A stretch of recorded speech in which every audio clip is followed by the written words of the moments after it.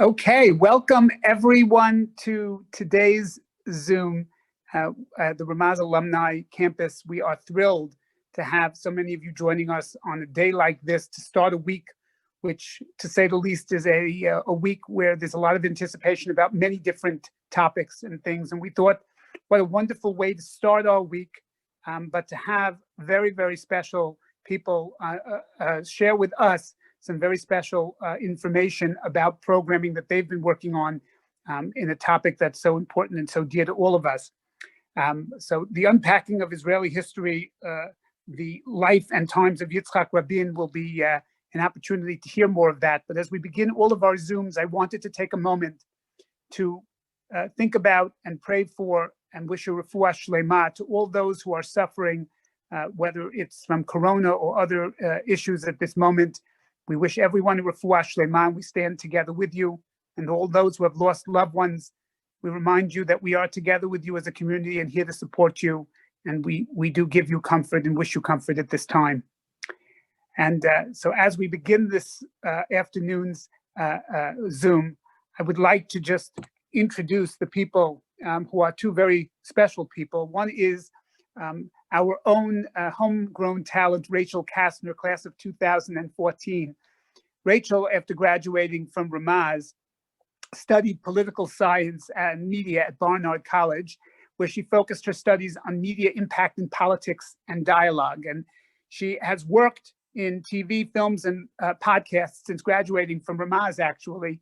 And in 2019, she took the opportunity that she had gone on her senior class trip to Poland and had an unbelievable story about meeting the person who helped to save her grandfather. And so she created her feature-length documentary, The Barn, which Matthew Hiltzik, our own very wonderful graduate and current parent and very active member of Ramaz, he was one of the producers of that. He was the producer and worked with Rachel.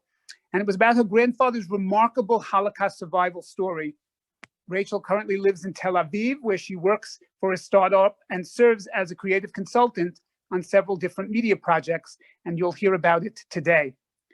Dr. Noam Weissman, who I have had the pleasure of knowing now for many years, is very, very well known to all of us at Ramaz in many, many ways, specifically because of his amazing wife, Raizie Erreich, class of 2005, who anyone that knows, adores, and knows is one of our outstanding graduates. But Dr. Noam Weissman, in his own right, is truly an educational visionary. He has reimagined teaching today's generation and how to do it in a very, very up-to-date and very thoughtful way. He believes that young Jews must be taught to develop empathy in order to develop their Jewish identities and form relationships with Israel and with their 3,000-year-old traditions. So he understands that people are seeking information outside the walls of their schools simply by diving into their pockets to access the infinite answers in their mobile devices. But he believes that instead of shying away from this reality, we have to lean into it to meet our students, our children, our next generation where they are, to speak to them on their terms and develop a relationship that will lead to a strengthening of their Jewish identity. And this is not only achievable with media, but it is really scalable too. And that's what you're going to hear about today. So I want to thank Diana Heller-Friedman and her family for sponsoring today's Zoom in memory of the first yahrzeit of her wonderful father, Joseph Heller, alav hashalom. Those of us who knew him, he was a really, really enjoyable personality, a survivor who really shared so much life with so many. So it's an honor to have him and this whole Zoom in his memory. Before I hand the program over to Rachel and to Noam to start the discussion about Yitzhak Rabin, we're going to play the trailer for their podcast, Unpacking Israeli History. Thank you all once again for being with us today, and I'm sure you're going to tremendously enjoy this Zoom. As a reminder, please use the Q&A at the bottom of your screen to ask any questions or dialogue. That's the way in which we are able to do it here, and we will make sure that both Rachel and Noam see the questions and answer as many as they can during this podcast, during this Zoom. Have an amazing day, everyone. Thank you. Have you ever wanted to know more about the controversial, fascinating, and confusing moments of Israeli history? Ever wonder how the Israelis actually went about the Adolf Eichmann trial, or what really happened at the 1972 Munich Olympics?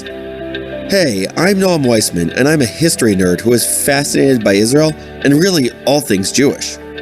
In Unpacking Israeli History, we'll be looking at the most controversial and interesting events in Israeli history, the lost stories that never made it into your textbook. Or maybe you did study these events, but you may not have investigated the different opinions on each matter. Like, what happens when a country's national anthem is deemed not inclusive? What if Israel was not in the Middle East, but rather in Uganda? We'll tackle these tough questions and more, and all in just about 20 minutes. Basically, this is the podcast to listen to if you've ever wanted to know more about Israel from all angles, hearing multiple perspectives. I can't wait to get started. Subscribe to Unpacking Israeli History wherever you get your podcasts. And look out for our first episode September 8th. Unpacking Israeli History is brought to you by Unpacked, a division of OpenDor Media. Hello, everyone. Thank you so much for joining us. We're so happy to be here today. I love being back with Ramaz, always, even virtually. And it's so nice to see so many familiar people in this virtual audience. So welcome. And you just heard the trailer for our brand new podcast, Unpacking Israeli History. Dr. Noam Weissman is our host, and I'm the producer, and we're really glad to be working on this project together. And as Kenny mentioned, Noam is the SVP of Education at OpenDor Media, where he focuses on Israel and Jewish related content and media for schools and audiences worldwide. And together we started producing this podcast earlier this year. We are halfway through our first season, and we've had 10,000 downloads so far, which is very humbling and meaningful. And we've heard responses from Ramaz alum, parents of Ramaz alum, people from Israel, Europe, America, Canada, all over, which has been wonderful. And the reason that we created this podcast is for audiences who are eager to engage with Israeli history outside of the classroom, outside of traditional learning, areas of learning, and on the go when we had commuting, or when you're having your morning coffee, or before you wind down at night. It's 15 to 20-minute episodes every Tuesday on all major platforms. And one of our upcoming episodes is on the life and assassination of Yitzhak Rabin.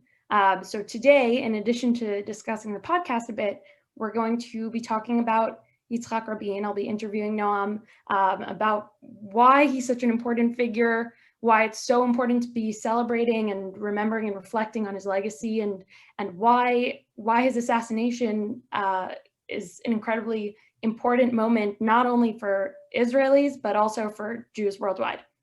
So Noam, maybe we can start by talking about why are we the ones talking about Rabin today? Why not some Israelis? Why is it you?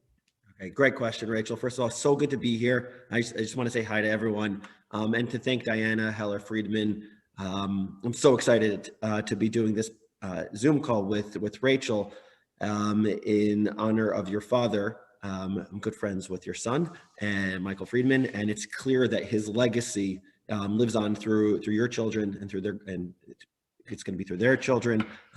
So we want to thank you for doing this, and I hope this brings a lot of honor to his neshama. So here's what I'll say, Rachel. Here's my take. Why are we the ones talking about Yitzhak Rabin today? So I actually think it's dafka because we are American. You and I are both American, and we're not Israeli. And maybe you live in Israel. I've spent many years in Israel, right? But we're not Israeli. And right now there's a huge divide between America and Israel. Recently I just penned a piece about the divide between the two, and specifically how they relate to the presidential candidates. But that's just the tip of the iceberg. There's so many different areas of divide. And I want to make sure that for Americans realize how important it is to connect to Israeli leaders, to Israeli influencers, and to Israeli society in general. And often what we do is we end up outsourcing that education to Israelis, right? But no, we Americans, and specifically the Ramaz community, who is a bastion of religious Zionism, we want to make sure that that sort of approach to really connecting to Zionism and to religious Zionism is something that comes from within, from our own community, which is here in the United States of America.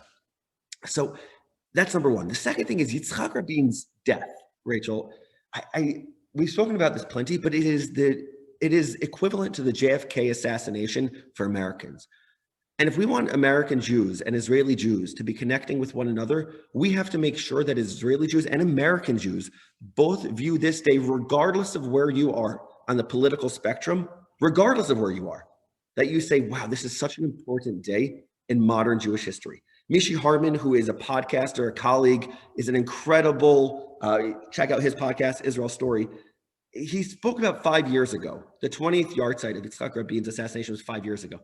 And what he said is that, it was a little sad. He went to the event and he saw, people just talking and schmoozing and not really engaging in the seriousness of it. And it was a little bit sobering to him. It kind of felt like the Lincoln Memorial in a sense. Like you go to the Lincoln Memorial and you're not, I shouldn't say everyone, but most people are not, crying and incredibly sad and introspective. That's not what's taking place. And I want to make sure that for Ramaz alum and for all Jews across the United States of America, that we are never going to allow the death, the murder, the assassination of Yitzhak Rabin to be something that is non-emotional like the Lincoln Memorial, but every single year, and specifically the big years, 20, 25, 30, we commemorate it in a way that is deeply meaningful, that in a way that we say we're taking time out of our day. And look at this, we have 70 plus participants who are listening right now. This is a beautiful thing because it's incredibly important to take time out of your day on a Sunday in anticipation of Yitzhak Rabin's commemoration, his yahrzeit, which is November 4th, or Yud Bet Cheshvan, which was last week. And so to take the time out of the day to do that is so important. And that's why I think we're the ones doing this right now. So I understand why it's us Americans, but let's talk about why is the story of Rabin so important for us. I was born a year after his assassination, and everything that I've learned about Rabin was from school, which was great. My Ramaz Israel education was fantastic, but I can't say that I necessarily understood really deeply on an emotional level why he was so important to the Jewish people and Israeli people until I lived in Israel. I now live very close to Kikar Rabin. I walk by often after important moments in Israeli news. They light up Kikar Rabin with different things that are going on after the UAE peace deal. We saw the UAE flag and big lights, things like that. And it's a very, very important place in Tel Aviv and in Israel. And then when I moved to Israel, I started hearing Rabin's name come up in casual conversation. More than JFK's name has ever come up in casual conversation when I was studying at Barnard or at tables with Columbia students or Ramaz students. So I'm starting to understand why he was so monumentally important, but can you speak to that importance and maybe give us a little bit of a history lesson as you do? How much time do you have, Rachel? Okay, let's keep it short. Okay, I'll try to be specific. So what's the story? Why is it so important to us? I'm going to try to limit it to 5 or 6 important points. Okay. So while you weren't alive yet, which is crazy to me, but while you weren't alive yet, I was a 10-year-old. I just turned 10 and I grew up in Baltimore, Maryland, and I grew up in an incredibly serious religious Zionist home. But listen, I was a kid like anyone else as a kid, and I was thinking about basketball or sports or whatever. But Saturday night, I remember this moment vividly. My older brother Hanan and I were watching Walker, Texas Ranger. I don't know if you've even heard of that show, Rachel, but many of the people who are listening, you have not. Okay. And I remember seeing my parents walk down the stairs to inform us that Yitzhak Rabin was murdered. I remember I didn't know what that meant. What does that mean? I just remembered 2 years earlier seeing him reluctantly, awkwardly, limpingly shake hands with Yasser Arafat. I was like, what's going on? Like, this can't be. This isn't real. And then I was told that a Jew, a religious Jew, was the one that assassinated him. And my world as a 10-year-old, I think, was shook a little bit. I was shaken up. It was pretty astounding. And so here's why I think he's so important. Number one, who was this man? Who was Yitzhak Rabin? So he was a man who pursued peace for sure, but he gave up his life for it. But he wasn't just a dove. That's a misunderstanding of him. Let's go through his life. He was in the part of the Palmach, which is Special Forces for the Haganah, in 1948, and he was involved in a very controversial moment of expelling Palestinian Arabs from Lida, from Lod. And he wasn't like a little dove, but he was trying to create security for the blossoming, the nascent Israeli community, right? So that was 48. 67, it was Yitzhak Rabin, who ultimately was one of the major leaders of the campaign to make sure that Israel would expand by 3 times. It was a defensive war, to be sure, but he was the one, together with Weisman and with Moshe Dayan and others, who were deeply involved in making sure that Israel would get the West Bank, would get Gaza, would eat the Sinai, Golan. That was all Yitzhak Rabin and other colleagues. 76, he was the prime minister that oversaw the Entebbe operation. And Menachem Begin said, listen, while others might get credit, Yoni Netanyahu, Shimon Peres, listen, you were the prime minister. This is his opposition. Menachem Begin is the opposition. He said, listen, you were the guy at the top. Anyone knows the guy that you get the credit. You get the credit. If you would get the opposite of the credit, guess what? You get the credit. If you were going to get the blame, then you get the credit here. And then the first Intifada, Rabin, in 87, he was known by the Palestinian Arabs, I don't know how many people know this, as the bone breaker. He was considered this tough military man, right? Because he is supposed to have said to the Israeli leaders, to Israeli soldiers, to break the bones of the Palestinian Arabs who are going way too far in their violence in the first Intifada. And again, no dove. And then 1993 comes along, and it was a big year in Israel. I don't remember it then, but it was the year that Michael Jackson finally came to Israel. McDonald's, Madonna came to Israel. Pepsi Cola, Honda, and Toyota, they who in the past avoided Israel were now integrating into Israeli society. And Israel thought, okay, we've done it. We've arrived. We have all these commercial opportunities. And it was good things were happening. And Rabin said, you know what? Now is the time for me to try to pursue peace. And he has this famous line that I want to quote to you. Here's what he says. I was a military man for 27 years. I fought as long as there was no chance for peace. I believe there's a chance now, a great chance, and we must take advantage of it. And regardless of where, and I'm sure there are people who are listening right now who don't necessarily agree that Rabin was right about Oslo. I'm sure many people here disagree about that. I'm not here to debate the politics of it, but I want to look at this man who spent so much time in the military, so much time in 48. We should have such hakarat hatov, such gratitude to him for what he did to lead us in 48, to lead us in 67, right? To lead us in Entebbe. And also there were other moments, the Altalena affair, which you guys got to check out our podcast, Unpacking Israeli History, on the Altalena affair. Americans know so much about the Titanic, but I've never heard of the Altalena affair. We got to make sure that Americans know about this Altalena moment. So he's such a deep part of Israeli society, such a huge part of it. That's the second thing. I'm going to go to the third thing, Rachel. The third thing is the assassin here matters, really matters. Listen, when there's terrible violence in American society, whatever happens, right? We try to make sure that the person who pulled the trigger doesn't get a lot of airtime. In this instance, I think it's critical that we do give airtime to the person who pulled the trigger. And I'll tell you why.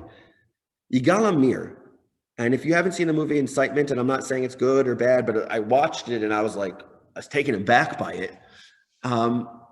He, in his interpretation of 2 laws, one is called Din Moser and one is called Din Rodef. And he used these 2 laws to sort of provoke him or instigate him to be willing to kill Yitzhak Rabin. And the law of Din Moser is that anyone who gives up a Jewish person to a non-Jewish authority, and then Din Rodef is anyone who is on the way or in the process of killing someone. That person is subject to the death penalty.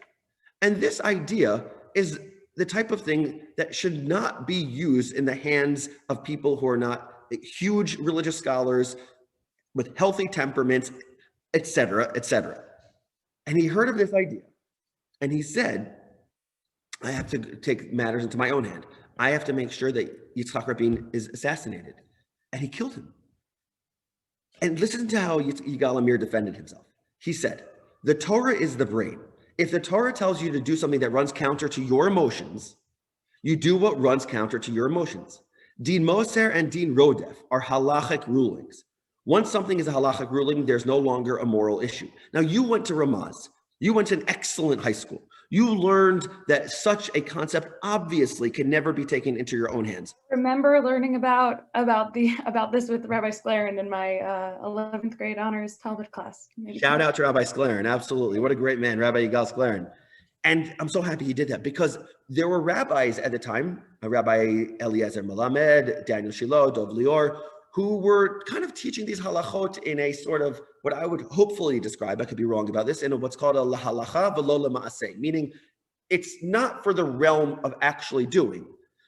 So Rav Aaron Lichtenstein said, the Zecher Tzadik Levracha, who was the former Rosh Yeshiva of Yeshivat Har Etzion, he said the following. I really want to quote this to everyone, because we have to remember it 25 years later, and specifically to our community, the religious Zionist community.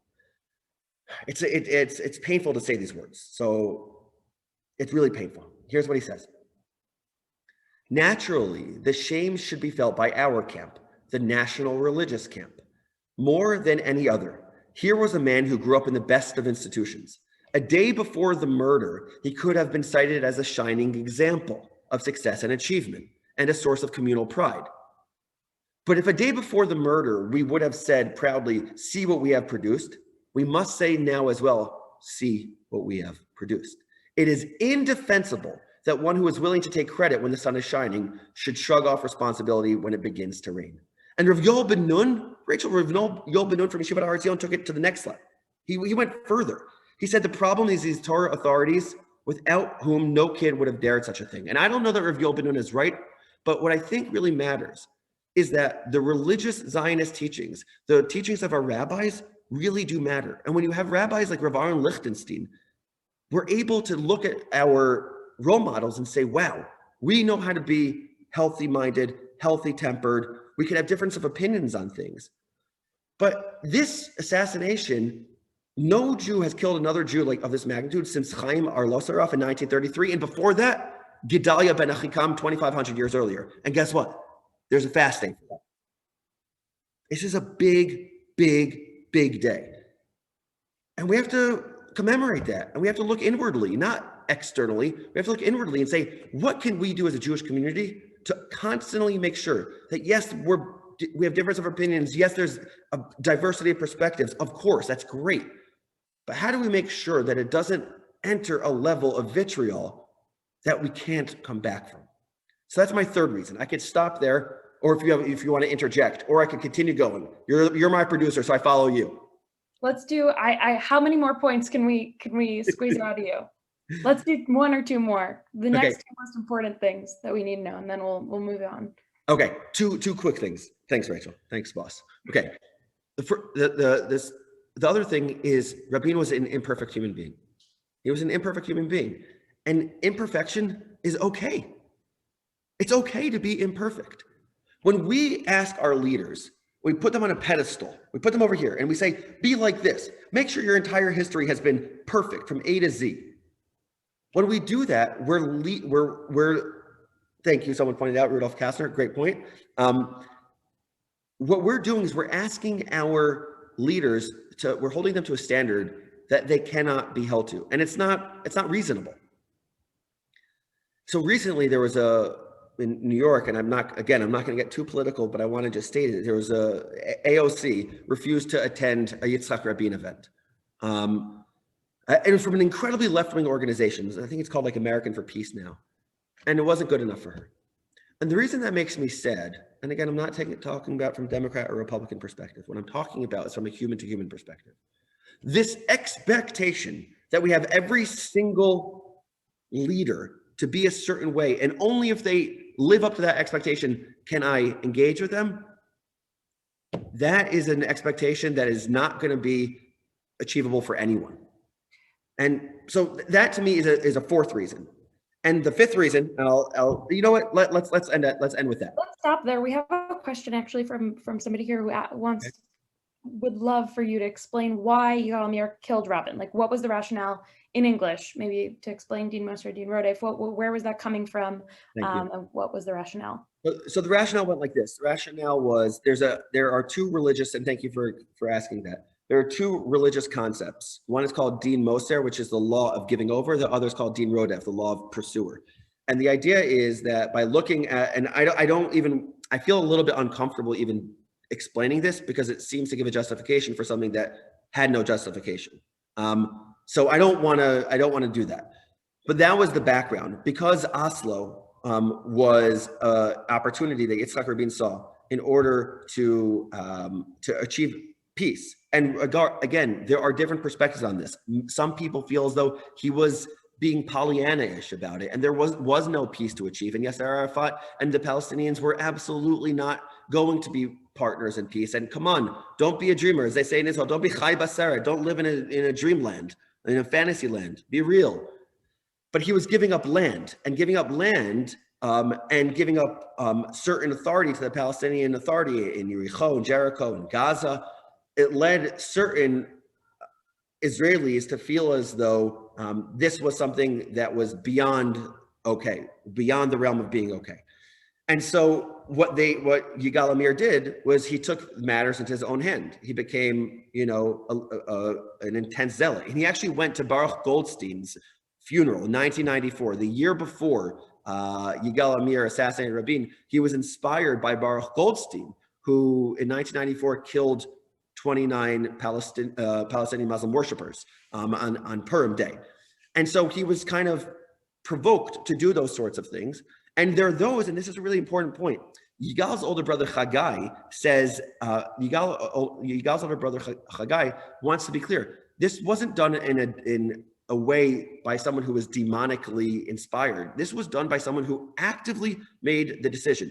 And they want to make clear that they actively made the decision because they want to know just how much they quote unquote had to do it, which they did not, obviously, right? So this is, in Israel, Rabin is remembered in so many different contexts, One of them is a big question of how Israeli society frayed in 1995 after this. There were big questions about the religious Zionist community versus the other aspects of Israeli society. I have an aunt who told me the story, who lives in Baka and in Jerusalem. And she told me the story that after Rabin's assassination, there were those who felt uncomfortable wearing a kippah in public because of the association that they had with him. So that's of the murder. And because of that, there was a fraying of Israeli society. And what I want to do in looking back at Israeli history is to ask these tough questions, to explore these moments, and to remember Yitzhak Rabin, both for what he did in 48 and 67 and 76 and 87, and also make sure, and it's very difficult, I want to recognize that, to not politicize his death, but to make sure that we honor him and honor him as a statesman who did everything in his mind that he could to make sure Israel would live in a secure way and in a way that would arrive at peace. So Noam, I hear in conversations about Rabin today in the highly politicized environment that is in Israel, that I've heard people say, if Rabin was still alive today, we would have peace. There are so many what if questions surrounding Rabin's assassination and life. And maybe, I don't know, I think about them often. Maybe we can just ponder them together. Maybe you can explore what are the many what if questions that surround this moment, this monumental moment. Excellent. So listen, for me, it's like, what if Rabin didn't show up that fateful night, that he had 100,000 people at his rally singing Shir LaShalom, the song of peace? What if Rabin had never been murdered? Would Israel have made peace with the Palestinians? Was Amir's assassination a 2-for-1 deal, right? In which he both assassinated Rabin and the peace process. To me, all of these questions are the ultimate what if speculation. And there are two sides in this. And I'm not going to offer my perspective, but I want to frame things educationally for everyone. One perspective is that, yes, it was Yigal Amir that started the process of ending Oslo, right? Starting earlier with Baruch Goldstein in 1994. And on the Palestinian side, all of the suicide bombings that were going on. Let's also remember all of those. There were more deaths, by the way, in Oslo, in the first year of Oslo, than in any year of the first Intifada. Like a really remarkable stat that more Israeli Jews were killed in the first year of Oslo than in any year of the first Intifada. So there are two different sides on this. One side says, no, this peace process was never going to happen with Oslo. It would never happen, regardless of Yigal Amir. That's one perspective. And the other perspective is, it was Yigal Amir that didn't allow this sort of thing to happen. I'm not weighing in on that debate. What I like to do is show and showcase really these two different perspectives. And I want everyone to do their own research on what they think is their answer to that question. Just make sure that, you have your perspectives are incredibly informed. But, I would want to say one more thing about Yitzhak Rabin. That makes me think a lot, from Rachel Rabin, his sister. This is a line from Rachel Rabin, because he wasn't just a prime minister. He wasn't just a leader. He was a human being, right? And then I realized, Rachel Rabin says, I was never lonely because I had him. He was always around. And I guess I just wasn't the same kind of rock for him as he was for me. I was just his little sister. I miss him so much. Yitzhak Rabin was also a father. He was a husband. He was a brother. He was a son. And I want to remember him for the human being, for the Jew that he was. And I also want to ask these ultimate what if questions about Yitzhak Rabin and his life. What if he didn't do, his engagement with the Atalena in 1948, his engagement with the Palmach in 1948, his engagement in the Six-Day War? What if we didn't have a Yitzhak Rabin? And there are questions that it could go both ways. But for me, I try to live a life of hakarat hatov, of gratitude. And I look at the life and times of Yitzhak Rabin and I say, thank you. Thank you for all you did. And let's make sure to honor your memory as best as we can, regardless of if we're right wing or left wing, doesn't matter. Let's make sure to honor your memory. Yeah. I had the privilege of working on a show that's airing in Israel right now called Palmach. That's a show for teens on like the teen of Israel about Palmach and the incredible young people that fought for Israel at such a young age. And it is really remarkable. And there should be a lot of hakarat hatov for these larger than life characters that we're just human beings. So Noam, it's obvious that you are incredibly passionate about Israeli and Jewish education. So let's talk about why media. Why are you at OpenDor? Why is it an important way to teach Americans and people worldwide about Israel and Judaism? So I want to give a shout out to Kenny Rockland, because he started, his whole introduction was basically about this. So, and by the way, Kenny and Leah, thank you for inviting us. Thank you for having us. It is so awesome to be doing this with you guys. And so here's what Kenny said earlier. I'll just say it in different words. Chanoch lena'ar al pi darko. Teach your child, teach the children according to his or her way. So typically that means in the world of education, like differentiated instruction, that's jargon for a lot of people I know. Or it means like, tell them something that's cool and like current events. We all know the educators that start off the class with like, the Yankees did this, the Knicks did that. And they're like, okay, that now I'm in, now the students are in. And that's great. But there's a whole other part of Chanoch lena'ar al pi darko, of educating the child according to his or her way. The vast majority of time that young people spend is on their phone. Look at my incredible wife, Raizie Erreich, class of 2005, amazing children, awesome. We're on our phone. Young people are on their phone hours, 6, 8 hours a day. It's so much on their phone. So there are some people who would say, okay, you know what you got to do? You got to make sure that they're not on their phone ever. You watch the movie, The Social Dilemma, crazy movie. Everyone should see it. Everyone should check it out. Really make sure to check it out. But we could also be a little Hasidic here. And to be a little Hasidic means to take the mundane and elevate it. Make it holy. Make it religious. Make it spiritual.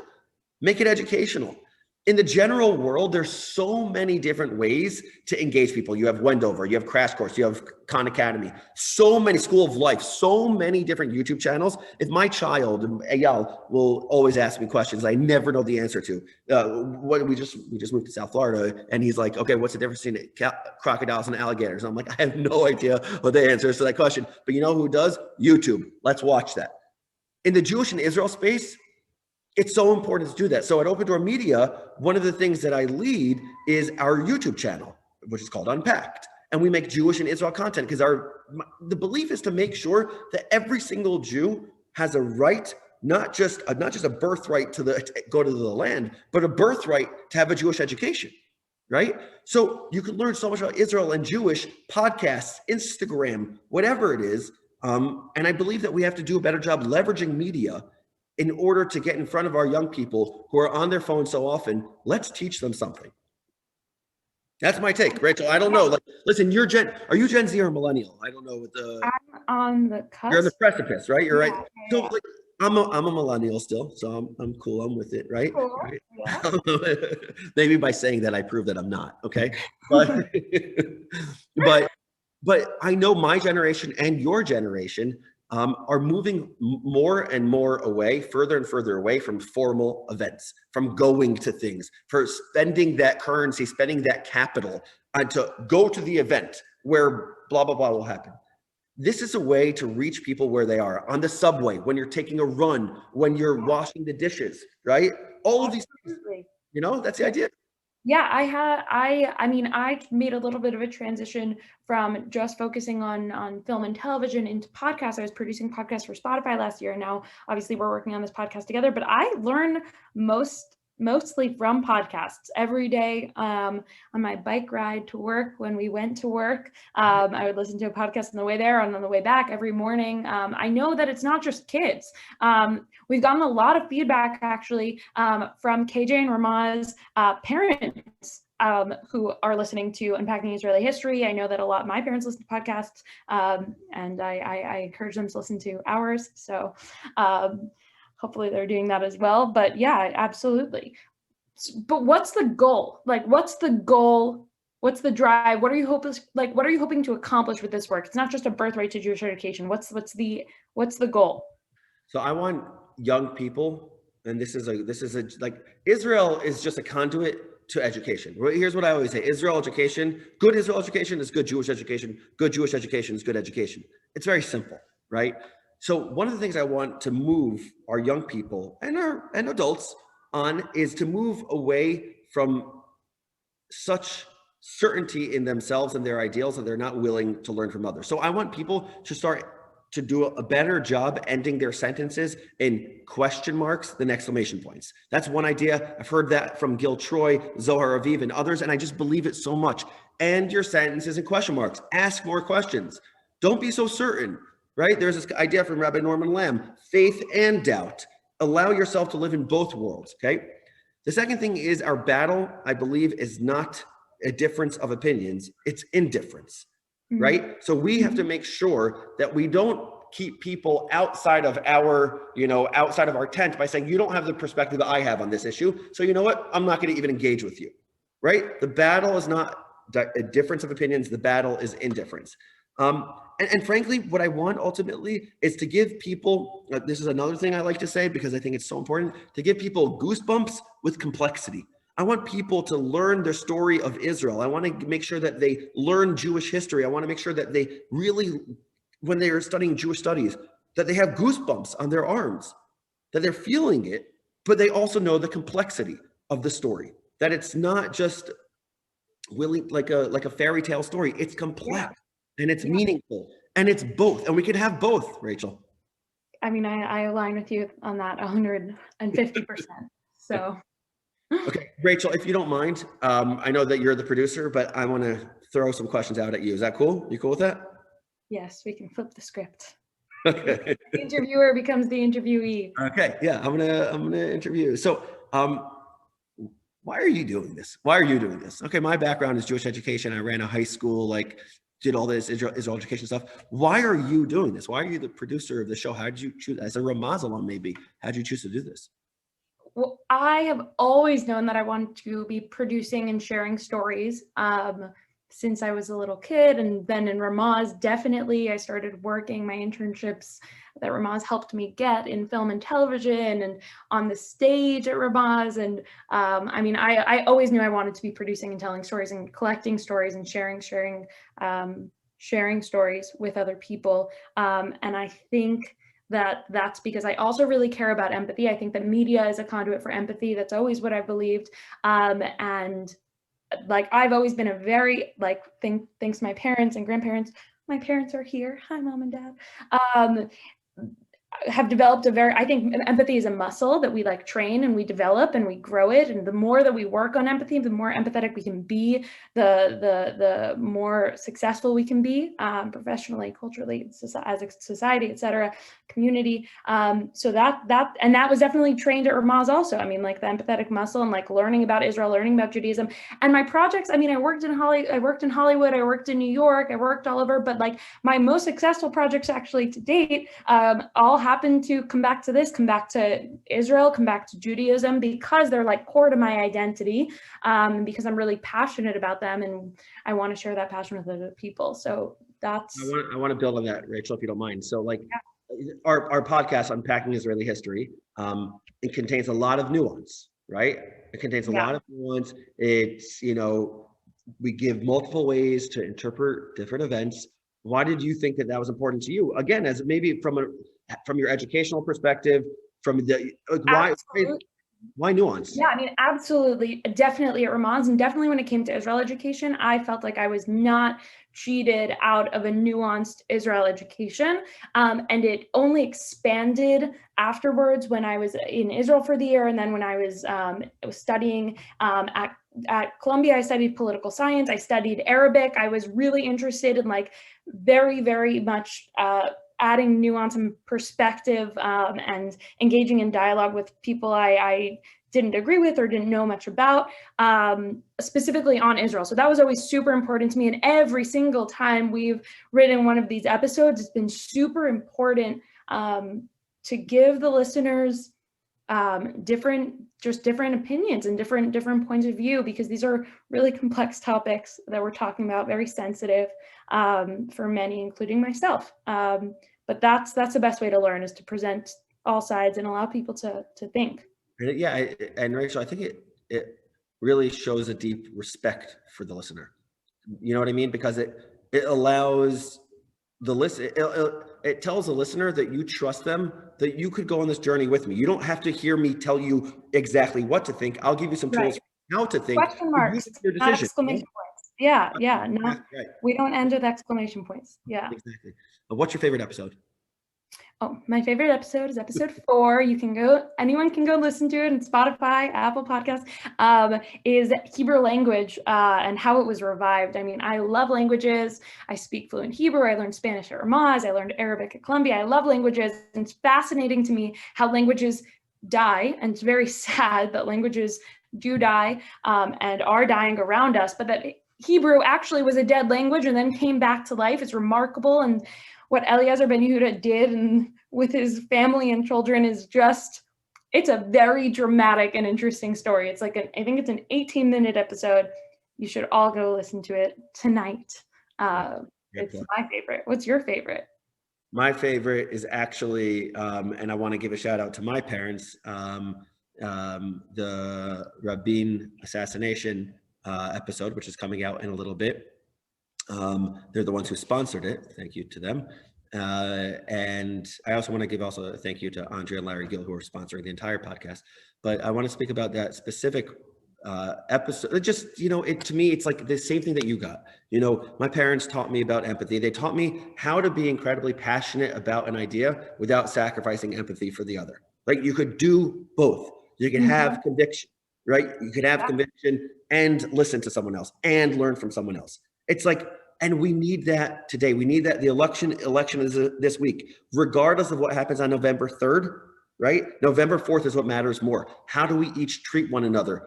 Different perspectives. Spouses might have different perspectives. Communities are going to have different perspectives.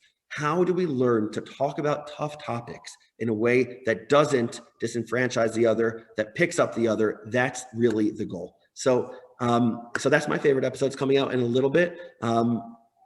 Yeah, and we have an episode that launches every Tuesday, so you can go check it out. I think we're going to open it up to Q&A now, but I really encourage everyone to go and listen to Unpacking Israeli History, Spotify, Apple Podcasts, wherever you listen to your podcast, 20 minutes of your day, and you'll get to hear more from my incredibly knowledgeable colleague, Noam. Thank you for sharing with us. So I guess we'll open it up to Q&A now. If you have any questions, you can type them into the Q&A chat. I saw one question, and the question was a political question. You don't have to address it if you don't want to go there. I appreciate that. With the upcoming election, which candidate would be better for Israel? So normally a human being would say, why would I step into that minefield? I'm not an idiot. But here's my take on it. My take on it is read unpack.education. Go to our website for educators and go to the weekly and subscribe and make sure you get it, because we did a whole piece on this, Biden or Trump. And the reason we did it, and obviously I'm not going to give you my perspective on this, I'm not going to actually do that. But I will tell you that there are many things about both candidates that would be defined and described as pro-Israel. And what I would encourage everyone to do is to look at where they stand on different issues, not make decisions, exclusively based on what your friends say or what it says on Facebook, but look at what each candidate has done for Israel and what they've said about Israel, what they plan to say, what they plan to do with regard to Israel. And if that is a part of your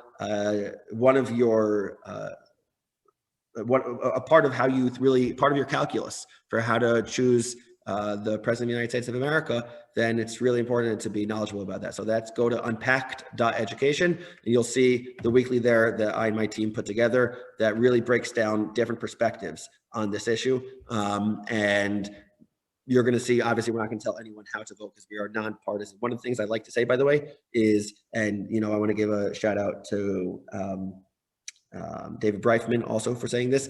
I am biased, but I'm not partisan. Right. And that's really the goal. Like, I have my perspectives. Of course I do. So do you. So do you. Rachel, you do too. Right. We all have our own perspectives. But the best way to be an educator, to really be a thinker, I think, and be inclusive of others is, of course, we're biased, but don't be partisan. And so that's my take on the Biden versus Trump question. I think of it through the lens of an educator, not through the lens of a politician. I don't have that bone. Me neither. I see another question here from Naomi.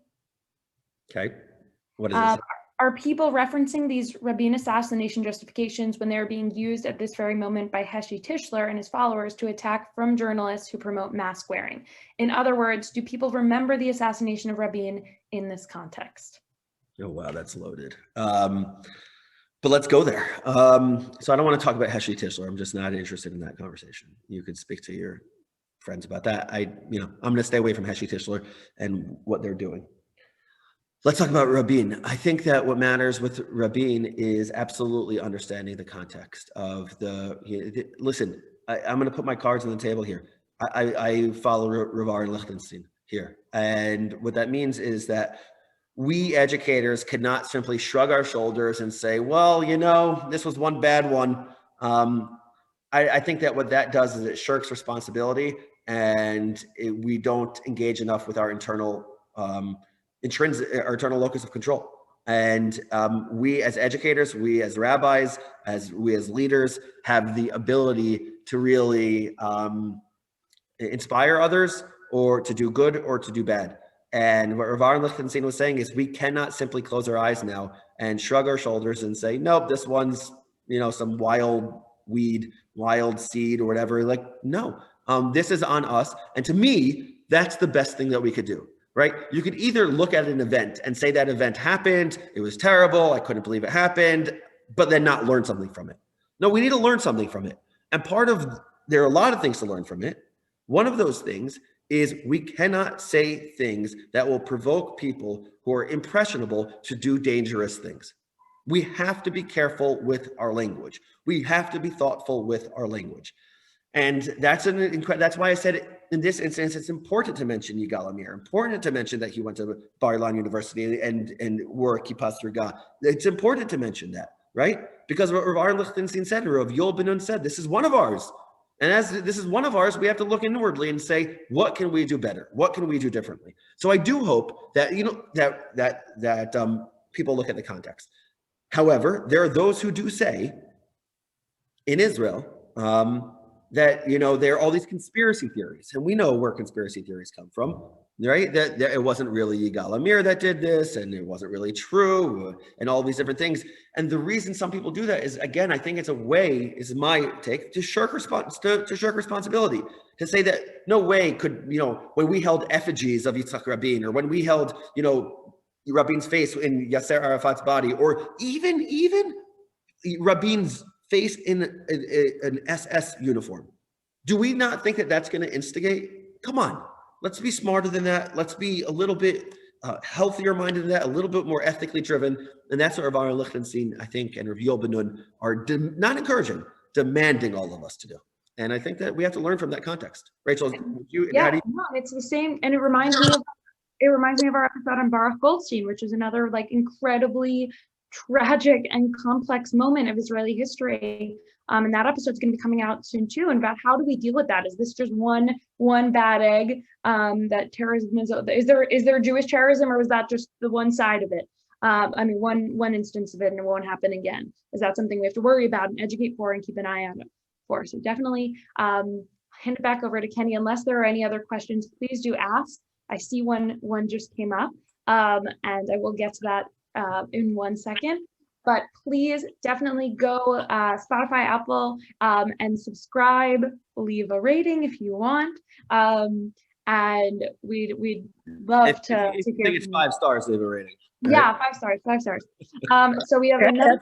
After this Zoom, it's more than 5 stars, guys. I don't know. I think you're off the charts. Thanks. We hope so, and there'll be more to come, more podcasts to come. So Noam, last question, I guess, before I pass it up to Kenny. You spoke in your introduction about the American-Israeli divide. How can we help bridge that divide? Wait, question. Yeah. So there's a piece I just authored on this from Jewish Journal. It's called "The Simple Mindset Change That Would Transform I already wrote it. Perfect. So everyone can read that. I want to put that link in here where you could see it. 1 second. Let me just put the link in there because that's going to answer the question really. But my very quick answer, you don't have to read this whole thing, is we need to start building things together.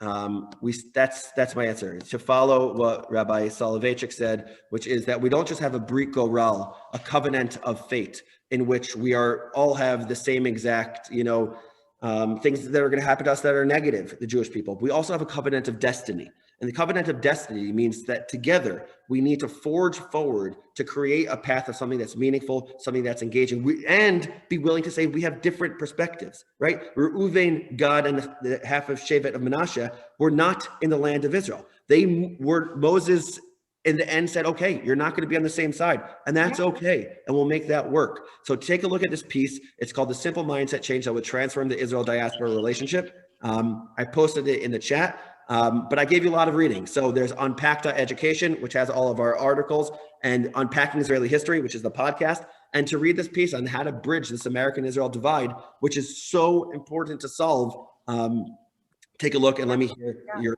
perspectives. And you can reach out to me also. Let me give you my email address. How about we are going to make sure to send back out to everyone your contact information, if that's okay. I think that people will be very much desiring to be in touch with both Rachel and with you, Noam, if that's okay. Could we do that? Would we be able to send it out as part of our follow-up? Absolutely. That would be absolutely amazing. I can't begin to thank you enough. I'm actually going to take the liberty of saying out loud, which I've done before on our Zooms, that we're going to invite you back. And I think people are really going to want to hear another episode, if you will, or another opportunity to discuss other pieces of Israeli history, but also I think other topics, Noam, that you have a really expertise in and knowledge, and bring it so beautifully forward to young and old alike, and really come at it with a perspective that really, it's a refreshing perspective. Certainly myself on the sidelines listening, really gained a tremendous amount of knowledge and thought in a lot of ways in a very short time. And having Rachel at your side, the two of you are quite a team, unstoppable for sure. So thank you so much for being on with us and for doing this today. We'll look forward to the next one. Kenny, I want to say thank you, Kenny, Leah, and thank you for producing Rachel Kastner from Ramaz. So I want to thank you guys. So and Raizie Erreich, because without Raizie Erreich, we wouldn't have the Noam. That's the. But I also wanted to just remind the audience that we have many up and coming Zooms, and this coming Thursday night, Rabbi Lookstein will be delivering a lecture at 8 o'clock entitled "Pleased God, Wait for Me." Is that a way to talk to God? It's a lecture in our annual Leah Modlin, mother of two Ramaz alumni, a lecture, and she's a current grandmother in Ramaz, that each year they give, having to do with chesed and community service. And it will be a special talk, and something very, very, very much connected to Rabbi Moshe Avigdor Amiel, the chief rabbi of Antwerp in the 30s. Rabbi Lookstein has prepared a very, very beautiful piece, and I would encourage all of you at 8 o'clock on Thursday to come on to listen.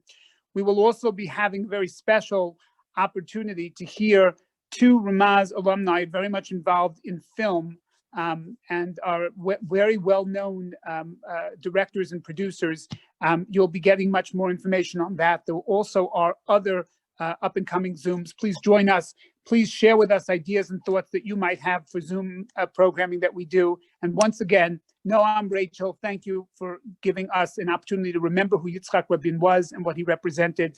And thank you all very much for spending the time with us this Sunday. Have an amazing continuation to your day. thank you.